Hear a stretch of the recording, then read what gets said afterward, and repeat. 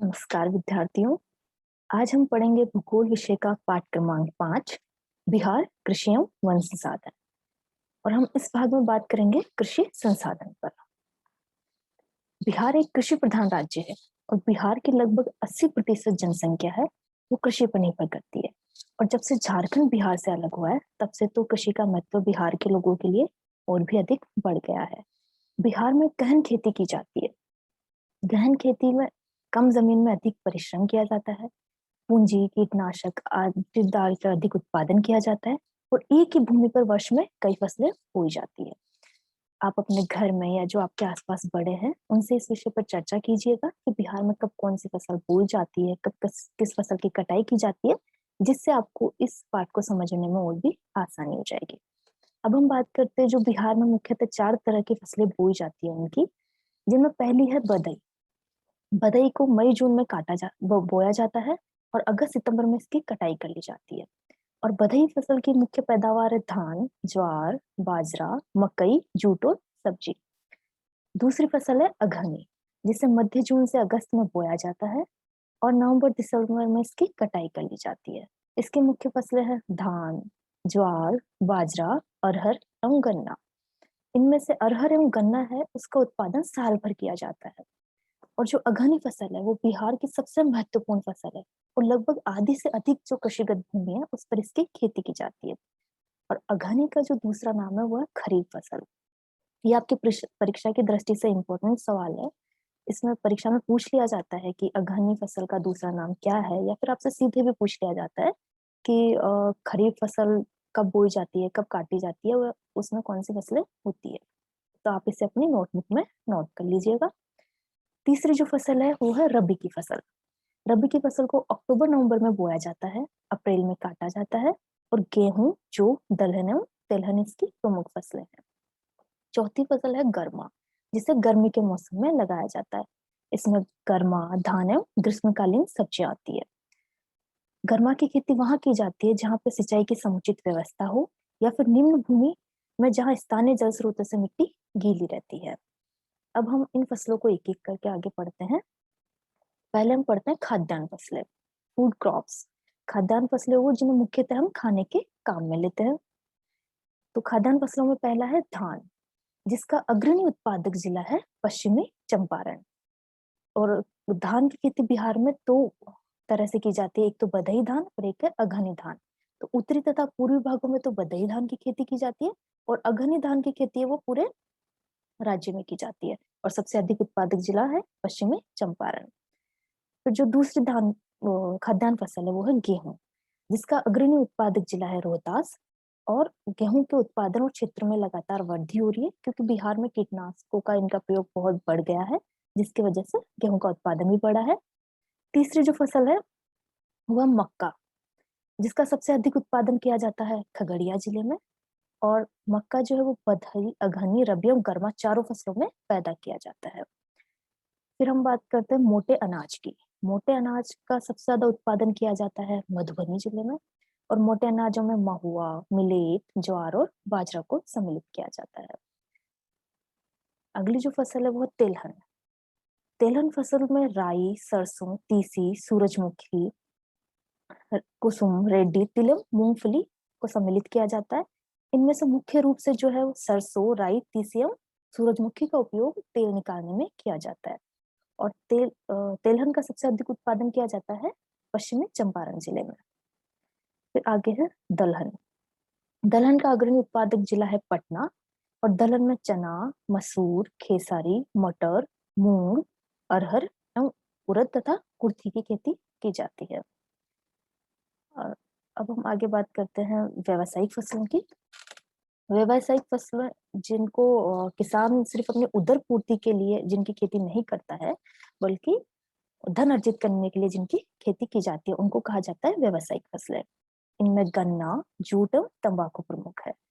गन्ना की खेती जो है वो बिहार के उत्तरी पश्चिमी भाग में प्रमुखता से की जाती है, जिसमें गंडक, बागमती, कमला तथा घाघरा नदियों का दोआब क्षेत्र प्रमुख है।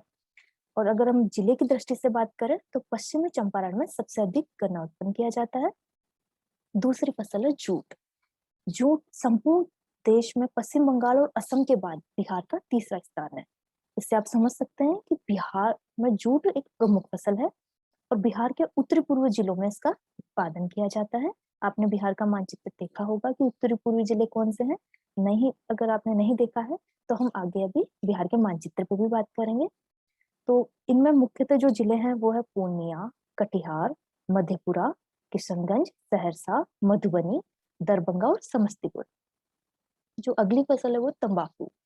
तंबाकू उत्पादन में बिहार का भारत में छठा स्थान है और गंगा का दियारा क्षेत्र है वो तंबाकू उत्पादन के लिए सबसे उपयुक्त है। और अगर हम जिले देखें तो समस्तीपुर और वैशाली में सबसे ज्यादा तंबाकू का उत्पादन किया जाता है। अब हम आगे बात करेंगे सब्जियां, फल एवं मसाले की। बिहार में जो मुख्य सब्जियां लगाई जाती है वो है आलू, प्याज, भिंडी, परोर, लौकी, पालक, लाल साग, लोबिया, फूल गोभी, पटल और पत्ता गोभी। इनमें आलू जो है वो बिहार की मुख्य सब्जी ही नहीं है बल्कि एक महत्वपूर्ण खाद्य पदार्थ भी है। और आलू और प्याज की खेती जो है बिहार के पटना एवं नालंदा जिले में मुख्य रूप से होती है।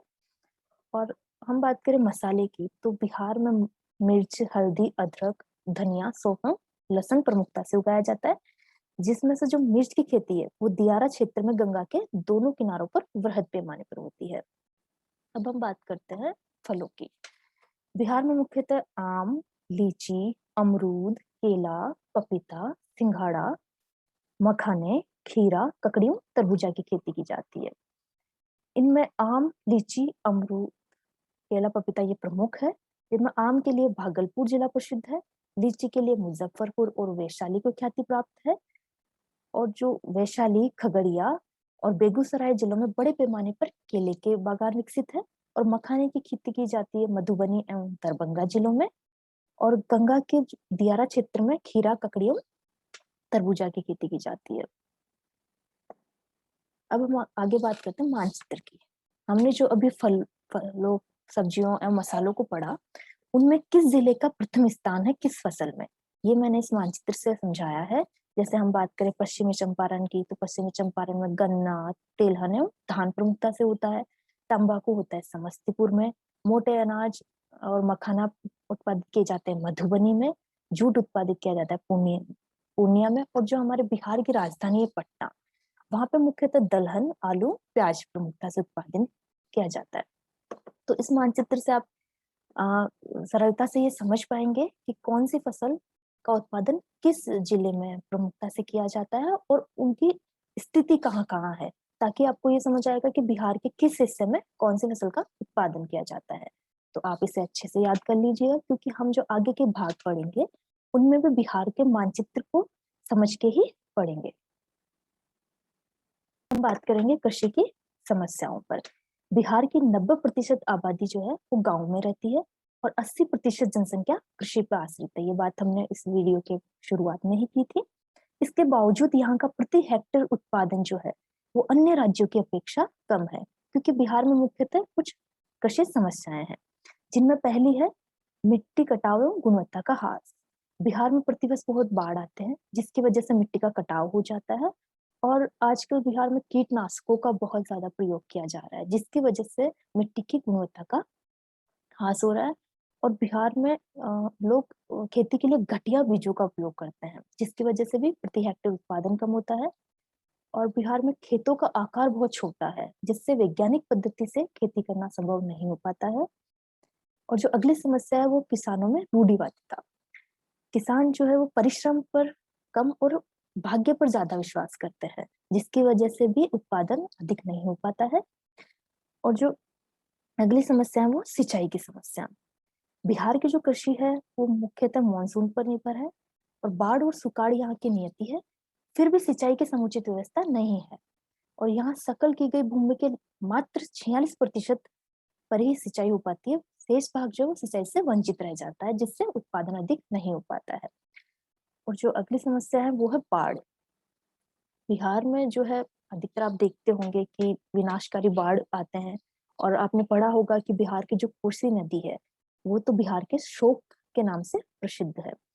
तो जब हिमालय से जो निकलने वाली नदियां हैं वो अपने साथ भारी मात्रा में सिल्ट जमा करती है जिससे नदियां अपना मार्ग बदल लेती है और इससे जनधन की बड़ी हानि होती है, और मार्ग बदलने के बाद में जो भूमि बाकी रह जाती है उसके ऊपर बाहुबलियों नक्सलियों के बीच में आतंक पैदा हो जाता है आधिपत्य करने के लिए। और वर्ष 2006 के अक्टूबर में खगड़िया जिले में इस प्रकार के भूमि विवाद के कारण भयंकर नरसंहार भी हुआ है। और इन कृषि समस्याओं के अतिरिक्त बिहार में पूंजी का अभाव है, पशुओं की दयनीय दशा है, जनसंख्या और आर्थिक और सामाजिक समस्याएं भी कृषि के विकास में बाधक है। अब हम बात करते हैं बिहार के कृषि कैलेंडर की। कृषि कैलेंडर उससे कहते हैं कि बिहार में वर्ष में किस फसल की कब बुआई की जाती है, कब कटाई की जाती है, अर्थात जो बिहार के पूरे वर्ष का जो फसल चक्र है उसको हम कृषि कैलेंडर कहते हैं। इसमें मध्य जून में जो है बिहार में खेतों में हल चलाया जाता है, जुलाई में खरीफ की बुआई की जाती है, और अगस्त में धान के पौधे का प्रतिरोपण किया जाता है, और सितंबर में खेत को रबी की फसल के लिए तैयार कर लिया जाता है। पहले ऐसा होता था कि बिहार में खरीफ की फसल उगाई जाती थी, उसके बाद में खेतों को परती छोड़ दिया जाता था कुछ समय के लिए, और फिर रबी की फसल उत्पादित की जाती थी, जिससे उत्पादन कम होता था। लेकिन जब से कीटनाशकों का प्रयोग बढ़ा है, सिंचाई की व्यवस्था सुदृढ़ हुई है, तब से खेतों को परती नहीं छोड़ा जाता है, और खरीफ के बाद ही रबी की फसल बोई जाती है। तो सितंबर में रबी की फसल को बोया जाता है, जनवरी में रबी की फसल की निकौनी की जाती है, मार्च अप्रैल में रबी की फसल को काट लिया जाता है, और वापस फिर जो है मध्य जून में खेतों का हल चलाना, जुलाई में खरीफ रबी की बुआई, ये सारा फसल चक्र चलता रहता है। तो आज हमने इस वीडियो में बात करी बिहार की कृषि के बारे में, जिनमें 4 फसलें उगाई जाती है उनकी बात की, फिर खाद्यान्न फसलों को पढ़ा, फिर व्यावसायिक फसलें, फिर सब्जियां फसाले मसाले एवं फल के बारे में हमने बात की, फिर जो बिहार में कृषि की समस्याएं हैं हमने उनको पढ़ा, और फिर हमने जाना कि बिहार की कृषि का कैलेंडर क्या है। मैं आशा करती हूँ कि अब आप बिहार की कृषि के बारे में थोड़ा कुछ समझ पाए होंगे, और जब आप अपने किताब में ये पाठ पढ़ेंगे तो आप बिहार की कृषि को अच्छे से समझ जाएंगे। धन्यवाद।